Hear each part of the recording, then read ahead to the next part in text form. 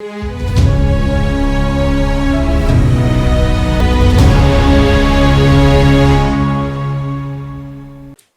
दोस्तों, राजनीति की बातें किताबों की कहानी में आपका एक बार फिर से स्वागत है।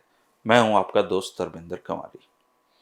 दोस्तों, आज हिंदी आंदोलन की जो पूरी कहानी है उसको हम खत्म कर देंगे और फिर आगे की राजनीतिक घटनाओं पे चलेंगे। तो वीडियो थोड़ा सा लंबा होगा, लेकिन बहुत रोचक जानकारियां आज इसमें आपको मिलेंगी।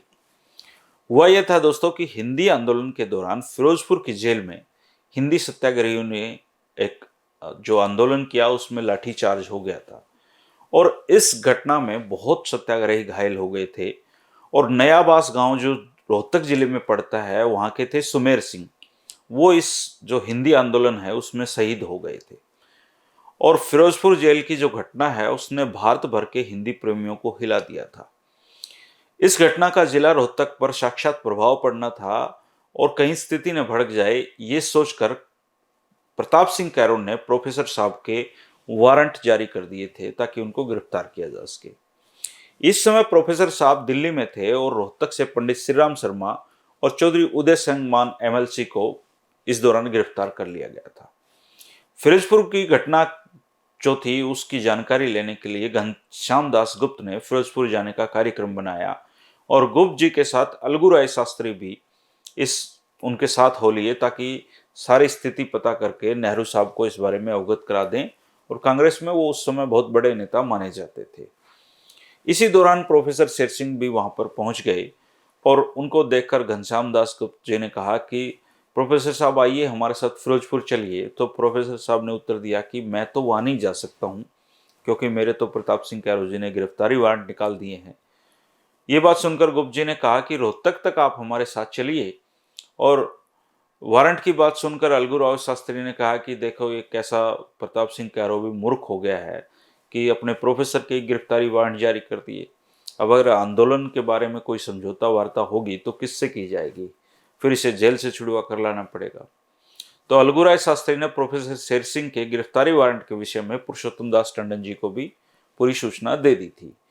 प्रोफेसर साहब ने इनके साथ चलने से पूर्व पुलिस अधीक्षक रोहतक को टेलीफोन करवा दिया कि वे रात की गाड़ी से 11:30 बजे रोहतक स्टेशन पहुंच जाएंगे और आप गिरफ्तारी के लिए पुलिस को भेज दें।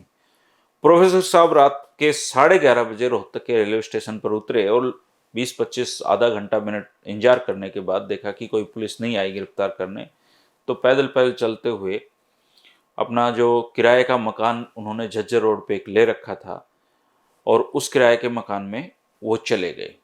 अब किराए के मकान में पहुंचकर प्रोफेसर साहब ने टेलीफोन किया एसपी को कि मैं प्रोफेसर शेर सिंह बोल रहा हूँ एसपी साहब, और मैंने आपको सूचना भी दी थी कि मैं 11:30 बजे रोहतक रेलवे स्टेशन पर पहुंच जाऊंगा, आप गिरफ्तार करने के लिए पुलिस भेज दें। लेकिन वहाँ पुलिस नहीं आई है। अब मैं घर पहुँच गया हूँ और ये मेरे घर का एड्रेस है, आप पुलिस को भेज दें ताकि वो मुझे गिरफ्तार कर ले।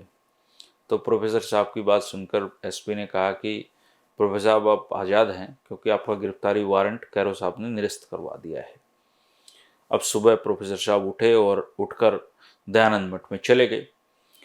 जो रोहतक का दयानंद मठ है ये बहुत सारी ऐतिहासिक घटनाओं का साक्षी रहा है दोस्तों। हिंदी आंदोलन का जो प्रमुख केंद्र था वो ये रोहतक का दयानंद मठ ही था और सारे काम यहीं से होते थे। और यहाँ आने पर प्रोफेसर साहब को बताया गया कि रोहतक की जो पुलिस है वो सत्याग्रहियों को जब अदालत में प्रस्तुत करती है तो उस समय ज़बरदस्ती उनके अंगूठे के निशान कागज पर लगवा लेती है और मजिस्ट्रेट के सामने ले जाकर कहती है कि इन्होंने माफ़ीनामा लिख दिया है, इसलिए इनको छोड़ दो। ऐसे दो आदमी भी प्रोफेसर साहब के सामने आए और कहा कि हमारे साथ धोखा हुआ है, हमने पुलिस के सामने कोई माफ़ी नहीं मांगी है और इन्होंने हमसे माफ़ीनामा जबरन लिखवा लिया, तो अब गाँव में जाएंगे तो लोग थू थू करेंगे, हम तो कहीं मुंह दिखाने के लायक नहीं रहेंगे। प्रोफेसर साहब ने उन्हें समझाते हुए कहा कि इसमें लज्जित होने जैसी कोई बात नहीं है, यदि आपने माफ़ी नहीं मांगी है तो पुनः जाकर सत्याग्रह करें। अब आपको सच्चा सत्याग्रही खुद को सिद्ध करना होगा। और उन दोनों के मन में प्रोफेसर साहब की बात बैठ गई और वो पहले से भी ज़्यादा उत्साह में भरकर सत्याग्रह करने के लिए चल पड़े। और उनको देखकर जिन लोगों ने माफ़ी मांगी भी थी वो भी दोबारा आंदोलन में आ गए। तो हिंदी आंदोलन की गति ऐसे बढ़ती रही। सत्याग्रहियों के मनोबल को गिराने के लिए पुलिस थी वो पूरे दमन पर उतरी हुई थी और पुलिस अधीक्षक पर प्रोफेसर साहब पूरा दबाव बना रखा था कि आप हमारे आदमी को गिरफ्तार नहीं करेंगे। तो इस तरीके से एक क्लैश हो गया था प्रोफेसर शेर सिंह में और जिला प्रशासन में, और जो जिलाधिकारी थे वो इस द्वंद में थे कि कैरो साहब को खुश रखा जाए या इनको खुश रखा जाए। तो ऐसी स्थिति में उन लोगों ने कैरो को ये सूचना दी कि अगर हिंदी आंदोलन को कुचलना है तो प्रोफेसर शेर सिंह को आपको गिरफ्तार करना पड़ेगा। अब प्रोफेसर सिंह को गिरफ्तार करना पड़ेगा तो गिरफ्तारी के लिए फिर से पुनः वारंट की जरूरत थी, और इस तरीके से ये स्थिति वहां पर बनी रही। हिंदी सत्याग्रह के का जो स्वरूप था अखिल भारतीय तब हो गया था, और हिंदी प्रेमी कांग्रेसी इसके समाधान के प्रयास में लग गए थे। इसमें पुरुषोत्तम दास टंडन जी का प्रमुख हाथ था। उन्होंने कांग्रेस हाईकमांड से कहा कि हिंदी सत्याग्रह के संबंध में बातचीत करने के लिए कैरो मंत्रिमंडल में कोई ऐसा आदमी होना चाहिए जिस पर हिंदी प्रेमी जनता भरोसा कर सके, लोग भरोसा कर सकें और नेता भरोसा कर सकें। और कैरो में हिंदी आंदोलन को सुलझाने की अक्षमता नहीं है, ऐसा नेहरू जी को फीड किया गया। और गोपीचंद भार्गव को कैरो जो मंत्रिमंडल था उसमें लेने की बात शुरू हो गई, और इसके बाद बातचीत का रास्ता खुलना था। इससे दो तीन स्थितियां पैदा हुई और बहुत रोचक हैं दोस्तों वो। उस समय जो हिसार जिले के चौधरी सूरजमल थे, जो खांडाखेड़ी गांव में से थे, वो कैरो सरकार में मंत्री थे उस समय, और वो पक्के आर्य समाजी भी थे, लेकिन हिंदी प्रेमी जो आर्य समाजी थे वो उन पर विश्वास नहीं कर रहे थे। और इसी दौरान एक अजीब सी घटना घटती है। जब ये हिंदी आंदोलन चरम पर था तब चौधरी सूरजमल अपने कार्यालय से आए तो स्वामी रामेश्वरानंद जी जो थे उनकी कार के आगे लेट गए।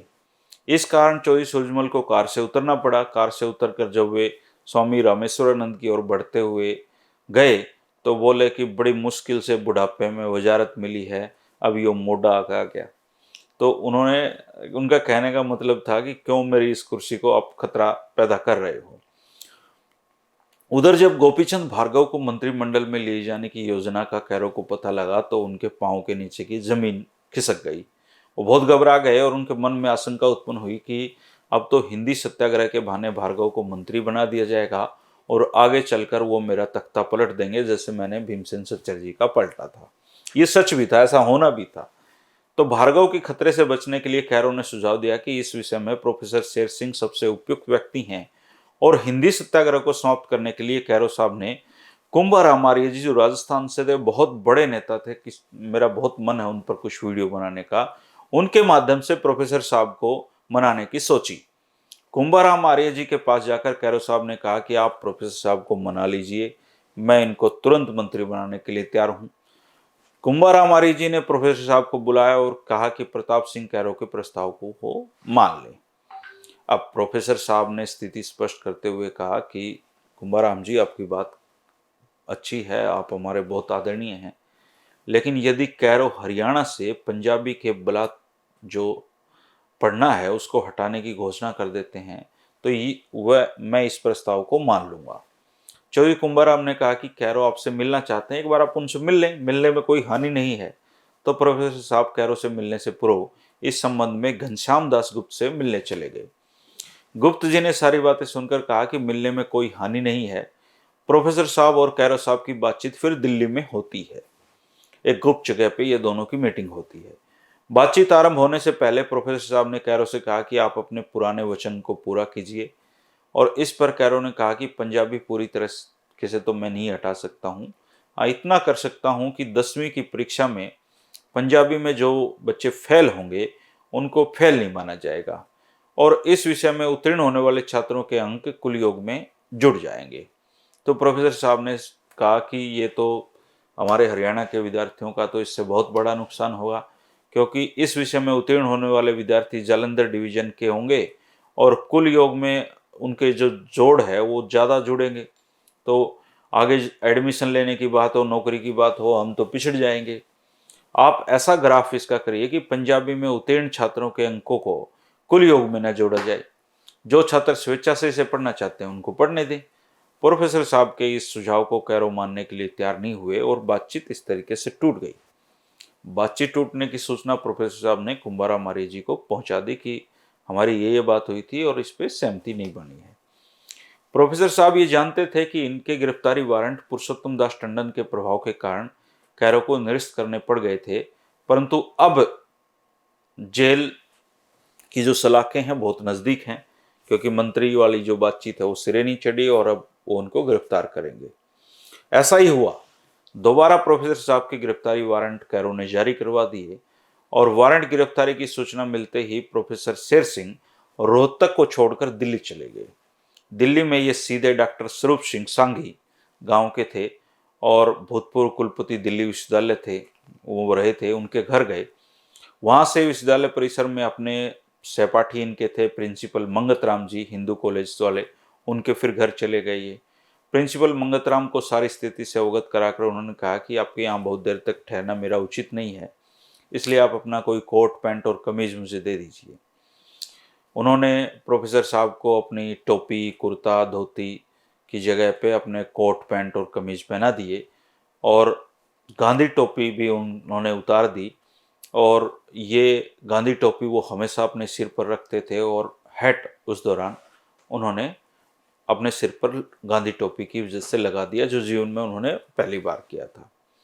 प्रोफेसर शेर सिंह सुबह 3:30 बजे पैदल वहां से निकल पड़े और दिन होने में अभी तो समय था, इसलिए इधर उधर घूमते रहे और 5:30 बजे डॉक्टर गणपत सिंह वर्मा, जो चौटाला गांव के थे, दरियागंज दिल्ली पहुंच गए। यूट्यूब के साथी अगर डॉक्टर गणपत सिंह वर्मा के बारे में कोई जानकारी रखते हैं तो जरूर बताएं। डॉक्टर वर्मा पुराने कांग्रेसी थे। डॉक्टर वर्मा से प्रोफेसर साहब का परिचय जो देवीलाल के कारण हुआ था और इसके अतिरिक्त डॉक्टर गणपत सिंह दरियागंज दिल्ली के आर्य समाज के प्रधान भी थे और उस समय बहुत बड़ा उनका नाम होता था आर्य समाज में। यहाँ रहते हुए प्रोफेसर साहब ने सोचा कि आंख मिचौली का खेल बहुत हो गया है, अब सत्याग्रह करके गिरफ्तार हो जाना चाहिए। और इन्होंने दीवान हाल जो दिल्ली आर्य समाज से संपर्क किया और 15 नवंबर 1957 को सत्याग्रह करके गिरफ्तारी देने की घोषणा कर दी। प्रोफेसर साहब के सत्याग्रह करने संबंधी इश्तिहार लोगों में बांटे गए और हिंदी आंदोलन में एक बार फिर से बहुत उबाल आ गया, बहुत तेजी आ गई और लोग देखना चाहते थे कि प्रोफेसर शेर सिंह कहाँ और किस तरीके से गिरफ्तारी देते हैं। डॉक्टर गणपत राय के यहाँ से प्रोफेसर साहब बंगाली मार्केट में सेठी नाम के उनके दोस्त थे, उनके पास चले गए और वहां पर इनका सुरक्षित समझ जो रहना था वो सुरक्षित नहीं समझा गया और कृष्णनगर में एक आर्य समाजी घर इनको फिर ठहराया गया। सत्याग्रह वाले दिन अचकन टोपी, धोती पहनकर उन्होंने टोपी जेब में रखी और मफलर बांधकर अपने आप को एक कारोबारी का सा रूप दे दिया और इसके बाद ये अपने साथियों के साथ अन्य सवारियों से खचाखच भरे तांगे में बैठकर पुरानी दिल्ली रेलवे स्टेशन के लिए चल पड़े। वहां से फिर ये तांगे से उतरे और फुआरा चौक होते हुए भगीरथ पैलेस का मार्ग पकड़कर पूर्व योजना के अनुसार दीवान हाल दिल्ली के पीछे वाली गली में एक मकान में जाकर आराम से बैठ गए। और गिरफ्तारी का जो समय था वो 5 बजे उन्होंने दे रखा था और गिरफ्तारी देने के लिए 4-5 आदमियों के बीच में होकर दीवान हाल दिल्ली में पहुंच गए। तब मंच पर जाकर अपना मफलर उतार दिया और टोपी पहन ली और इसके बाद घोषणा की गई कि आप लोगों के सामने प्रोफेसर शेर सिंह अब भाषण देंगे और इसके बाद वो गिरफ्तारी देंगे।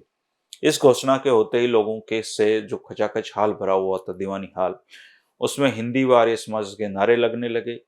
इधर पुलिस भी जो 100-150 की संख्या में वहां पर सादे कपड़ों में थी और प्रोफेसर साहब को दीवान हाल में आने से पूर्व ही पकड़ना चाहती थी, हक्की बक्की रह गई।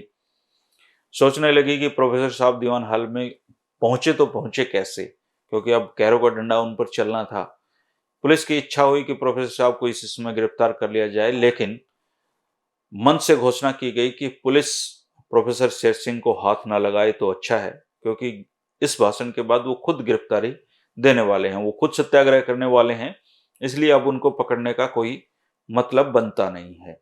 तो इस तरीके से पुलिस पीछे हट गई और प्रोफेसर साहब ने भाषण देते हुए लोगों के सामने हिंदी सत्याग्रह करने की पूर्व जो सारी बातचीत थी वो लोगों के सामने रखी और हिंदी के प्रति अब और क्या क्या बातें रखनी चाहिए और हिंदी के प्रति अब क्या क्या बातें रखनी चाहिए, ये बातें रखी। इसके बाद वो गिरफ्तारी के लिए प्रस्तुत हो गए। दीवान हाल आर्य समाज के अधिकारियों ने इससे पूर्व 50 सत्याग्रहियों को प्रोफेसर साहब के साथ सत्याग्रह करने के लिए तैयार कर लिया था। इस प्रकार 50 सत्याग्रहियों के साथ प्रोफेसर साहब को पकड़कर दिल्ली कोतवाली ले जाया गया। यहां से प्रोफेसर शेर सिंह को रात के समय एक लारी में बिठाकर पुलिस की सुरक्षा में नाभा जेल भेज दिया गया और यहाँ पर इन्हें थोड़े समय के लिए रखा गया क्योंकि हालात बिगड़ने के खतरे लगातार थे वहां पर। यहाँ पर इनकी मुलाकात चौधरी उदय सिंह मान एमएलसी से हुई, जो हिंदी सत्याग्रह के कारण रोहतक पुलिस द्वारा पहले ही पकड़ लिए गए थे। यहाँ से प्रोफेसर शेर सिंह को फिर पटियाला जेल भेज दिया गया और इसी जेल में प्रताप अखबार के संपादक वीरेंद्र भी थे, पंडित श्री राम शर्मा भी थे, लाला जगत नारायण थे, चौधरी बदलू राम थे, स्वामी रामेश्वरानंद थे, स्वामी भीष्म थे। प्रोफेसर साहब के खास साथी महाशय भरत सिंह आदि इस सत्याग्रह के दौरान गिरफ्तार हुए थे और वो इस जेल में थे। जेल के अंदर फिर हंसी मजाक चलते हैं क्योंकि गिरफ्तारी का तो 1-2 दिन का होता है, फिर जेल में टाइम काटने होते हैं। तो एक दिन पंडित श्री राम शर्मा ने प्रोफेसर साहब से कहा कि देखो, मैं भी कैसा पागल हूं, सराय समाजी होते हुए भी आर्य समाजियों के बहकावे में आकर गिरफ्तार हो गया। भाई आर्य समाजियों, भूत ऐसा होता है, आर्य समाज का भूत ऐसा होता है। परंतु इन्हें अब मुझे रोहतक याद आ रहा है। तो प्रोफेसर साहब ने कहा कि आर्य समाजी बन जाओ पंडित जी, सब भूल जाओगे। तो सितंबर के अंतिम जो हफ्ता है उसमें हिंदी आंदोलन समाप्त हो गया और सारे सत्याग्रहियों को छोड़ देने का फैसला लिया गया। परंतु यह निर्णय भी लिया गया कि इस सत्याग्रह का संबंध जिन लोगों पर हिंसा संबंधी जो मुकदमे बनाए गए थे उन्हें बाद में छोड़ा जाएगा।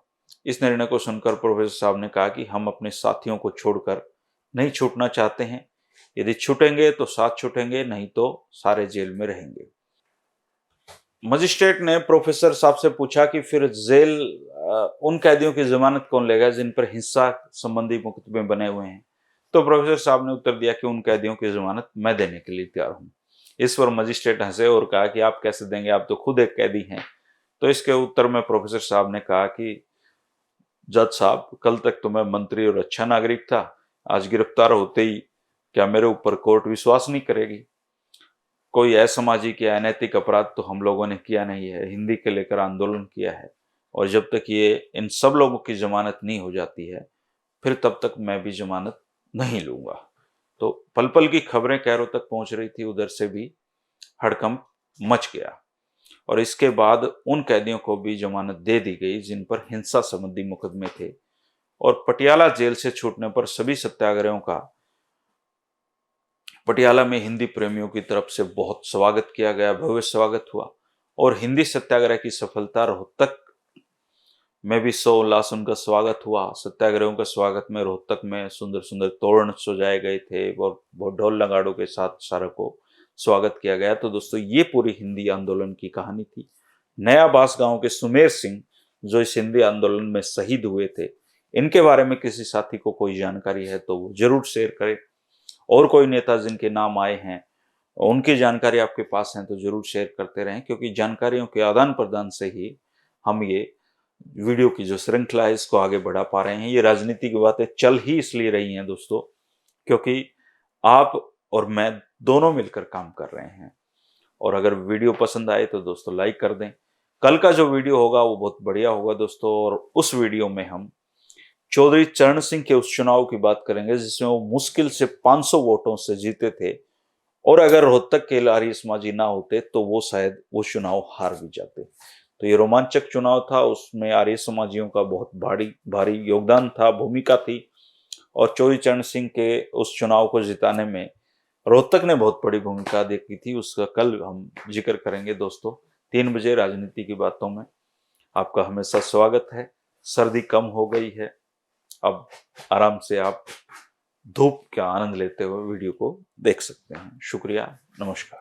I love Indus because I like Indus. I adore Indus. I admire Indus. I admire my school. I like Indus. Indus is different. आपके बच्चे के सर्वांगीण विकास के लिए सर्वश्रेष्ठ शिक्षा का सर्वोत्तम संस्थान इंडस पब्लिक स्कूल।